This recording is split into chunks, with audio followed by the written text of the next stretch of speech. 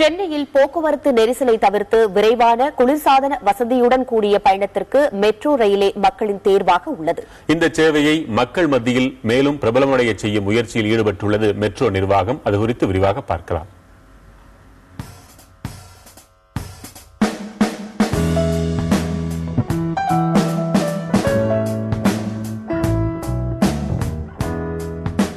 விதவிதமான உணவு வகைகள், தின்பண்டங்கள், குழந்தைகள் விளையாட ஜம்பிங் கேசில், ராட்டினம், இளைஞர்களை கவர செல்ஃபி கார்னர் என களை கட்டுகிறது மெட்ரோ ரயில் நிர்வாகம் நடத்தும் உணவு திருவிழா. வெள்ளிக்கிழமை துவங்கி ஞாயிறு வரை தினந்தோறும் மாலை 4 மணி முதல் இரவு 9 மணி வரை இந்த திருவிழா நடத்தப்படுவதாக தெரிவிக்கிறார் CMRL-இன் மக்கள் தொடர்பு அதிகாரி ஸ்டானிஸ்.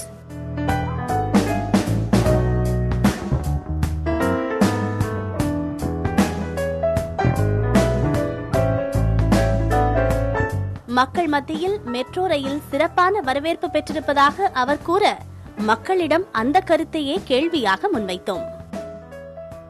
மக்களுக்காக இங்க நல்ல transport system and the provided that they have AC in this hot weather, it makes a statement to the public that for them to come here and travel via metro. Apma in coming 3-4 years the full Chennai will be connected via metro. அதனால transport system ரொம்ப நல்லா இருக்கும். இந்த metro எனக்கு ரொம்ப யூஸ்ஃபுல்லா இருக்கு. வந்ததுலேருந்து நான் டெய்லி மெட்ரோ தான் யூஸ் பண்றேன். Morning and evening everyday metro தான் யூஸ் பண்ணேன். பட் ஸ்டில் எனக்கு ஆவடியில் இருக்கு வீடு. ஸோ வீடு ஆவடி வரைக்கும் மெட்ரோ யூஸ் ஆச்சுன்னா இன்னும் நல்லா ஹெல்ப்ஃபுல்லா இருக்கும்னு நான் நினைக்கிறேன். குறைகள்லாம் எல்லாமே ஏன்னா கொஞ்சம் ரேட் ஜாஸ்தி, நெரிசல் இல்லாமல் ரொம்ப அழகாக ட்ராவல் பண்ணுறோம். அதே நேரத்தில் பாதுகாப்பாக தான் இருக்குது. இதில் பற்றி நிறைகள் தான் அதிகமாக இருக்குது, குறை சொல்கிறதுக்கு ஒன்றுமே இல்லை. ஏன்னா இது வாடிக்கையாளர் கொஞ்சம் கம்மியாக இருக்காங்க. இது போக போக இன்னும் நல்லா டெவலப் ஆகும்.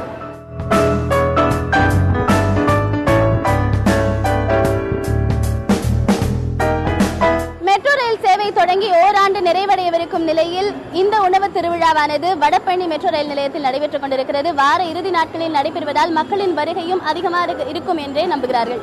புதிய தலைமுறைக்காக ஒளிப்பதிவாளர் தீபக்குடன் பத்மபிரியா.